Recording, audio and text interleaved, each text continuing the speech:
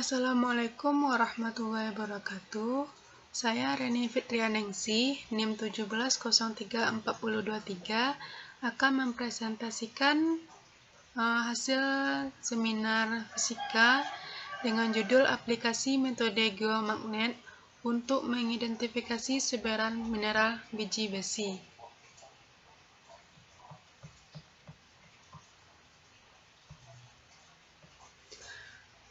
Outline yang akan kita bahas itu adalah latar belakang, rumusan masalah, tujuan, manfaat, kajian pustaka, pembahasan, dan kesimpulan. Kita masuk ke latar belakang.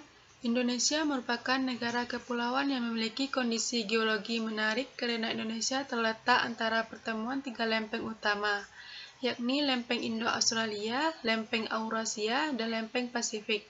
Kondisi ini membuat Indonesia kaya akan sumber daya mineral ekonomis yang melimpah seperti minyak bumi, batu bara, gas alam, dan juga berbagai mineral logam seperti biji besi. Pemanfaatan mineral ekonomi sangat berguna sekali dalam pembangunan industri baja nasional.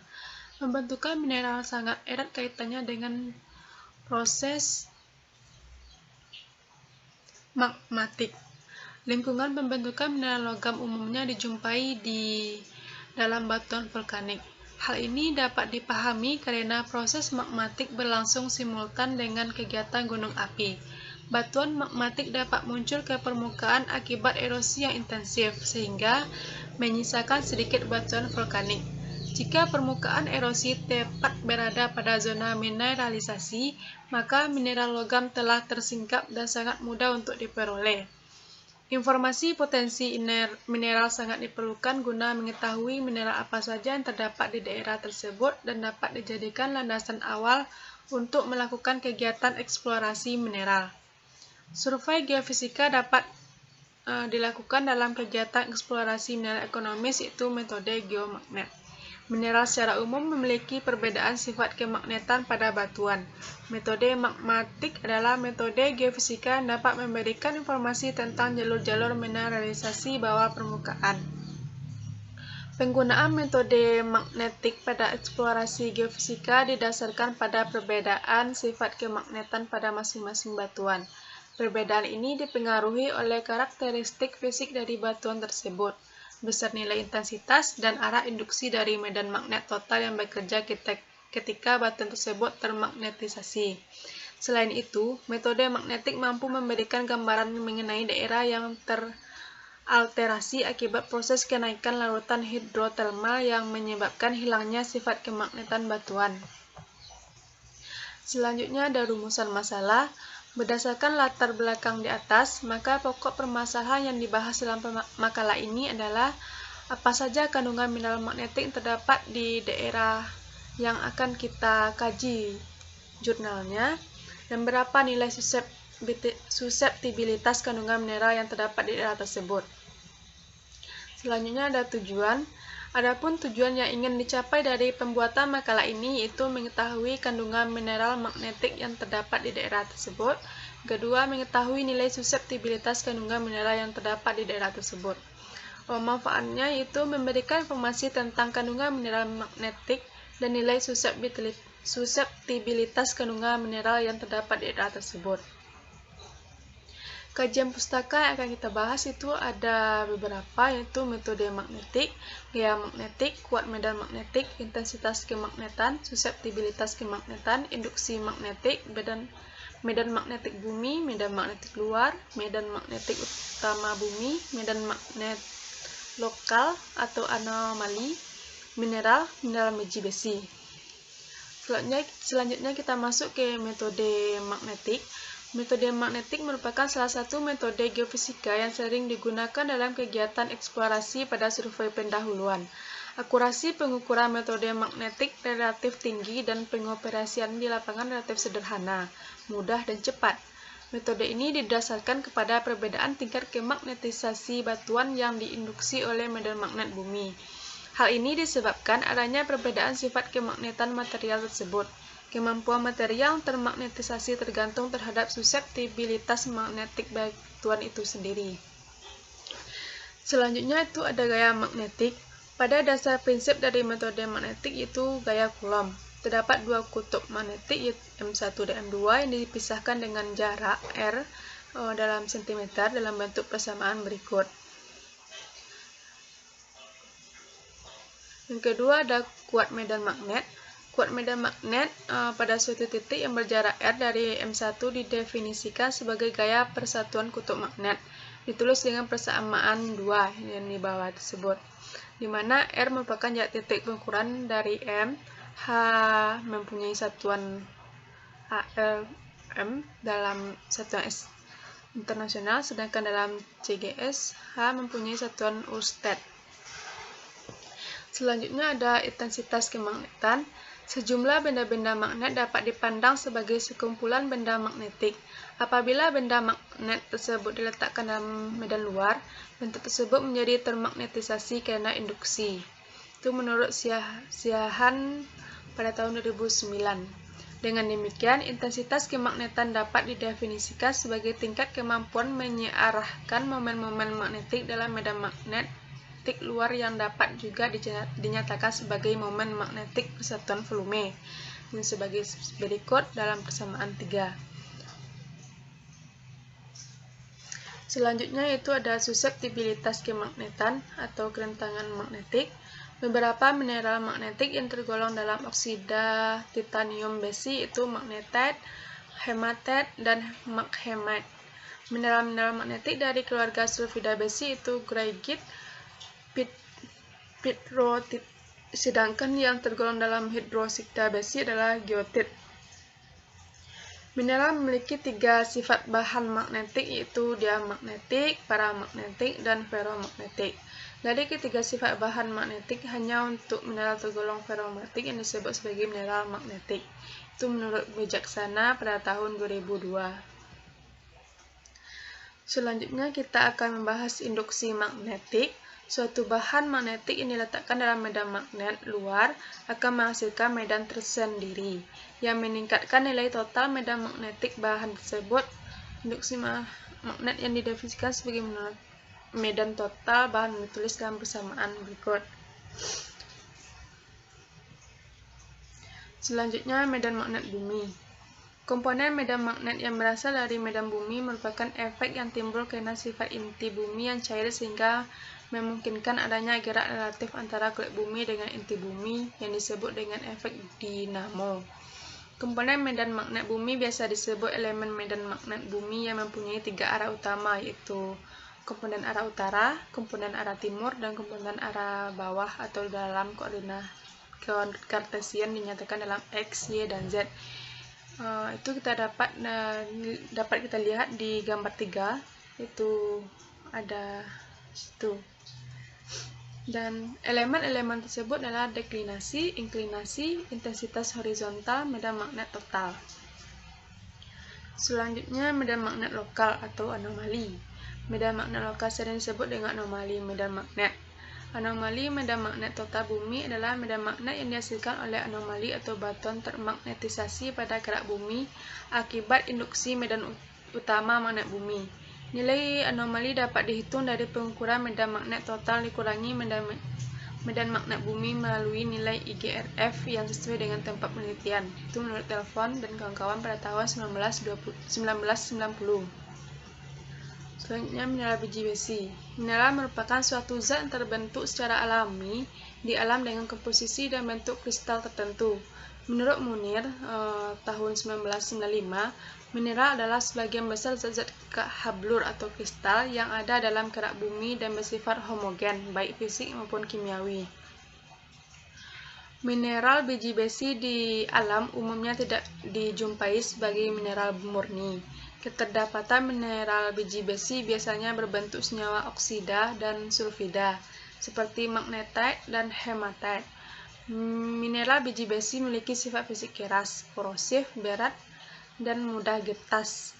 Biji besi merupakan bahan baku penting dalam industri penggunaannya sebagai bahan dasar konstruksi beton, bangunan, jembatan, dan peralatan transportasi.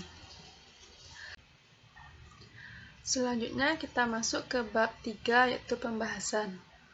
Identifikasi mineral magnetik dapat diketahui dengan menentukan nilai suseptibilitas magnetik suatu bahan dengan menggunakan bertingtong tipe MS2 dengan sensor MS2B. Selain itu, mineral magnetik juga dapat diketahui berdasarkan morfologi dan komposisi unsurnya. Proses preparasi diawali dengan mengambil beberapa sampel, kemudian dimasukkan ke dalam holder yang telah diukur massa kosongnya. Holder yang telah berisi sampel-sampel tersebut diukur massanya, kemudian diberikan arah pada bagian atas holder. Holder tersebut diletakkan pada bagian sensor MS2B yang telah terkontrol dengan menggunakan software multisource. Setelah pengukuran nilai suseptibilitas selesai, maka akan didapatkan nilai suseptibilitas. Nilai suseptibilitas magnetik hasil pengukuran tersebut dapat digunakan dalam memperkirakan banyaknya mineral magnetik serta jenis mineral yang terkandung di dalamnya.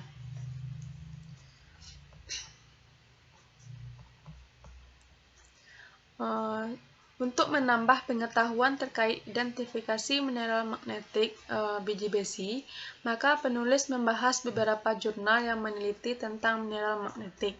Berikut beberapa jurnal yang membahas tentang mineral magnetik pada makalah ini, yaitu penulisnya Muhammad Ishaq Jumarang dan kawan-kawan pada tahun 2014 dengan judul Identifikasi Sebaran Biji Besi di Daerah Gurun Datar Kabupaten Solok, Sumatera Barat menggunakan metode geomagnet. Yang kedua ada Aufi Maslihah Umami dan kawan-kawan pada tahun 2017 dengan judul Aplikasi Metode Magnetik untuk Identifikasi Sebaran Biji Besi di Kabupaten Solok, Sumatera Barat. Baiklah, kita bahas satu persatu, yaitu kita bahas dengan Muhammad Ishaq Jumarang dan kawan-kawan. Muhammad Ishaq Jumarang pada 2014 mengidentifikasi sebaran biji besi di daerah Gurun Datar Kabupaten Solok, Sumatera Barat menggunakan metode geomagnet. Dalam penelitiannya didapat hasil bahwa sebaran mineral biji besi di daerah Gurun Datar terdapat batuan hematit dengan nilai suseptibilitas antara 0,01 sampai 0,0356 satuan internasional pada 29 titik dan urat mineral magnetik pada hematit dengan nilai suseptibilitas antara 0,0600 sampai 0,1753 satuan SI satuan internasional di 5 titik. Nilai korelasi antara data observasi dan data kalkulasi berkisar 0,4 sampai 0,99. Beberapa peralatan yang digunakan selama penelitian ini adalah seperangkat overhouse magnetometer, tali sepanjang 30 meter, GPS, Global Positioning System, Garmin 60 CSX, kompas, dan parang. Penentuan mineral ini dibuktikan dengan bentuk lintasan pada gambar 5, yaitu lintasan pengambilan data dibagi menjadi 2, lintasan pengambilan yaitu dengan arah selatan dan utara sebanyak 4 lintasan dan arah barat timur sebanyak 1 lintasan. Yang ini yang barat timur 1 lintasan. Lintasan 1 sampai 4 panjangnya 300 meter dengan jarak antar lintasan 100 meter, sedangkan lintasan 5 hanya berjarak 50 meter.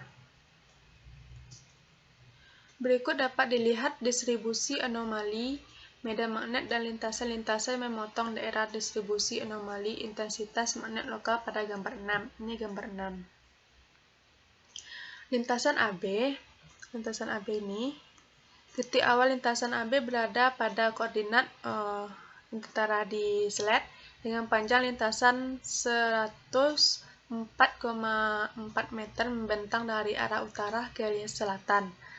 Hasil pengolahan secara inversi dengan menggunakan software Mach2DC menghasilkan distribusi nilai suseptibilitas secara vertikal dengan nilai korelasi antara data observasi dan data kalkulasi sebesar 0,99 dapat dilihat pada gambar 7, gambar yang ini.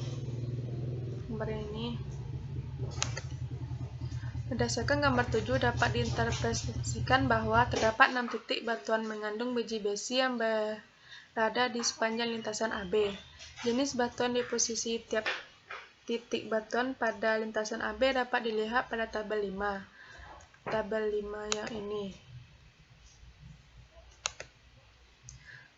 Pada tabel 5 terlihat bahwa biji besi yang terdapat pada lintasan AB adalah jenis batuan hematit dengan kedalaman yang bervariasi 2,1 meter sampai 30,8 meter.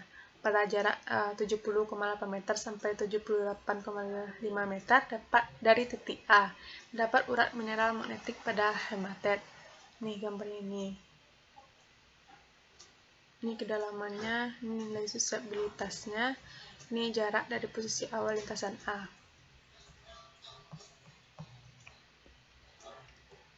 Selanjutnya yaitu ada di lintasan CD.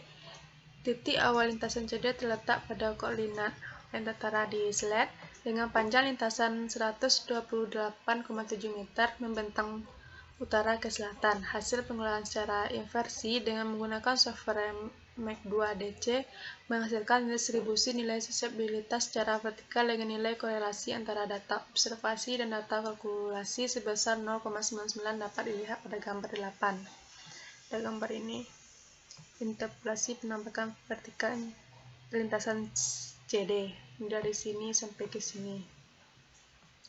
Berdasarkan gambar 8 dapat diinterpretasikan bahwa terdapat 8 titik batuan mengandung biji besi. Yang ini ada 8 titik yang terdapat mengandung biji besinya. Jenis batuan dan posisi tiap titik batuan pada lintasan CD ini dapat dilihat pada tabel 6 ini. Posisi dan jenis batuannya di sini.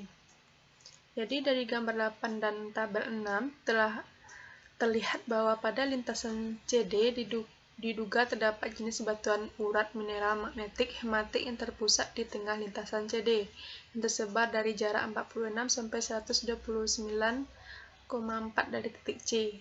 Dari tabel 6 terdapat material biji besi yang hematik yang berada pada kedalaman yang sangat dangkal 30 cm dari permukaan. Selanjutnya di titik lintasan EF. Titik awal lintasan EF terletak pada koordinat yang tertera di slide dengan panjang lintasan 186,3 meter membentang utara ke selatan. Hasil pengolahan secara inversi dengan menggunakan software Mac2DC menghasilkan distribusi nilai suseptibilitas secara vertikal dengan nilai korelasi antara data observasi dan data kalkulasi sebesar 0,97 dapat dilihat pada gambar 9 ini. Dari gambar 9 dapat diinterpretasikan bahwa terdapat 9 titik batuan mengandung biji besi. Yang ini. Yang berada di sepanjang lintasan EF, E sampai F. Jenis batuan dan posisi tiap titik batuan pada lintasan EF dapat dilihat pada tabel 7 ini. Dari tabel 7 diduga terdapat material biji besi yang jenis hematit sepanjang lintasan EF dengan kedalaman yang bervariasi 0,6 sampai 44,1 meter dari permukaan. Nih. Selanjutnya dari lintasan GH, titik awal lintasan GH terletak pada koordinat yang tertera di slide dengan panjang lintasan 7,7,6 meter membentang utara ke selatan. Hasil pengolahan secara inversi dengan menggunakan software Mac2DC menghasilkan distribusi nilai suseptibilitas secara vertikal dengan nilai korelasi antara data observasi dan data kalkulasi sebesar 0,8 dapat dilihat pada gambar 10 ini. Berdasarkan gambar 10 dapat diinterpretasikan bahwa terdapat 5 titik batuan mengandung biji besi. Nih dari titik G sampai H ada 5 yang mengandung biji besi. Jenis batuan dan posisi tiap titik batuan pada lintasan GH dapat dilihat pada tabel 8 ini. Hasil interpretasi nilai suseptibilitas pada lintasan GH menunjukkan bahwa material biji besi pada lintasan GH adalah jenis hematit seperti pada lintasan F, hematit semua. Selanjutnya kita masuk ke jurnal berikutnya yaitu jurnal Alfi Masliha Umami dan kawan-kawan pada tahun 2017 dengan judul Aplikasi Metode Magnetik untuk Identifikasi Sebaran Biji Besi di Kabupaten Solok, Sumatera Barat. Dalam penelitiannya didapat hasil bahwa Berdasarkan biji besi yang merupakan hasil dari proses intrusi batuan, mineral biji besi ditemukan dalam satuan batu gamping yang berasal dari formasi barisan berumur perem. Berdasarkan permodelan 2D dan permodelan 3D, 3 dimensi, ditemukan persebaran zona mineralisasi biji besi di sebelah barat laut yang memanjang hingga ke timur laut dengan batuan yang merupakan cebakan. Biji besi memiliki nilai suseptibilitas 0,185 dan 0,196 cgs. Selanjutnya, langkah pertama pengolahan data adalah melakukan koreksi variasi harian dan koreksi IGRF sehingga diperoleh kontur anomali medan magnet total. Kemudian dilakukan proses kontinuasi ke atas untuk menghilangkan pengaruh anomali lokal yang tidak menjadi target penelitian, sehingga didapatkan kontur anomali regional dan lokal. Kemudian dilakukan proses reduksi ke kutub untuk mereduksi anomali agar tepat berada di atas sumber anomali. Selanjutnya dilakukan interpretasi secara kualitatif dan secara kuantitatif. Interpretasi secara kuantitatif dilakukan dengan pembuatan sayatan yang kemudian dibuat pemodelan penampang bawah permukaan. Pemodelan 3 dimensi dilakukan menggunakan software OSIS Montage dengan memasukkan nilai bujur, lintang, anomali medan magnet, dan topografi. Dari data tersebut akan diperoleh mesh. Setelah mendapat mesh, maka dapat dilakukan sayatan untuk melihat target penelitian. Langkah selanjutnya dilakukan interpretasi secara keseluruhan dengan tunjang informasi geologi daerah penelitian. Ini ada gambar 11, ada profil sayatannya. Pemodelan pada sayatan A, strip A, dimodelkan dengan 3 buah lapisan batuan. Lapisan ini dipilih dengan acuan rentan nilai suseptibilitas yang ada pada model 3 dimensi. Gambar 12 dan menunjukkan penampangan 2 dimensi sayatan AA, sedangkan pemodelan 2 dimensi dan 3 dimensi sayatan AA ditunjukkan pada gambar 13 ini. Selanjutnya, pada gambar 14 menunjukkan penampang 2 dimensi sayatan B, gambar 15 menunjukkan pemodelan 2 dimensi dan 3 dimensi dari sayatan B. Strip B, pemodelan sayatan B strip B memperlihatkan daerah yang dominan terhadap anomali medan magnetik bernilai tinggi yang merupakan target penelitian. Nilai suseptibilitas tinggi menggambarkan adanya indikasi mineral biji besi pada daerah penelitian. Berdasarkan permodelan 2 dimensi pada sayatan A strip A dan sayatan B strip B, terdapat nilai suseptibilitas tinggi yaitu 0,185 dan 0,196 cgs. Diidentifikasi sebagai batuan pembawa mineral biji besi. Dapat dilihat pada lapisan ketiga. Pada lapisan ketiga, nampak tubuh yang diduga sebagai pembawa mineral biji besi lebih tebal pada grafik mengalami kenaikan maksimal. Lapisan batuan dengan nilai suseptibilitas rentang 0,185 hingga 0,196 cgs merupakan dari proses intrusi batuan yang berasal mengakibatkan pembentukan zona mineralisasi. Perhitungan sumber daya biji besi dilakukan menggunakan model inversi 3 dimensi pada rentang suseptibilitas 0,16 hingga 0,21 cgs yang diduga sebagai endapan mineral biji besi. Perhitungan cadangan dilakukan dengan menghitung volume dari tiap lapisan. Kemudian dilakukan perhitungan sumber daya biji besi pada daerah penelitian. Berdasarkan zona tersebut dengan asumsi kedalaman mencapai 1.600 meter, maka sumber daya biji besi diperkirakan mencapai 1 miliar ton. Gambar 16 menunjukkan zona biji besi. Jadi kesimpulannya yaitu berdasarkan pembahasan di atas mengenai mineral magnetik biji besi yang terkandung dapat disebutkan bahwa yang pertama, seberang biji besi di daerah gurun datar terdapat batuan hematite dengan nilai suseptibilitas antara 0,0100 sampai 0,0356 Si pada 29 titik dan urat mineral magnetik pada hematite dengan nilai suseptibilitas antara 0,0600 sampai 0,1753 Si di 5 titik. Yang kedua, jebakan biji besi yang merupakan hasil dari proses induksi batuan. Mineral biji besi ditemukan dalam satuan batu gamping yang berasal dari formasi barisan mundur peran. Berdasarkan pemodelan 2 dimensi dan pemodelan 3 dimensi, ditemukan persebaran zona mineralisasi biji besi di sebelah barat laut yang memanjang hingga ke timur laut dengan batuan yang merupakan jebakan biji besi memiliki nilai suseptibilitas 0,185 dan 0,196 Gs. Sekian yang dapat saya sampaikan. Mohon maaf apabila ada kesalahan, dan saya akhiri dengan Assalamualaikum warahmatullahi wabarakatuh.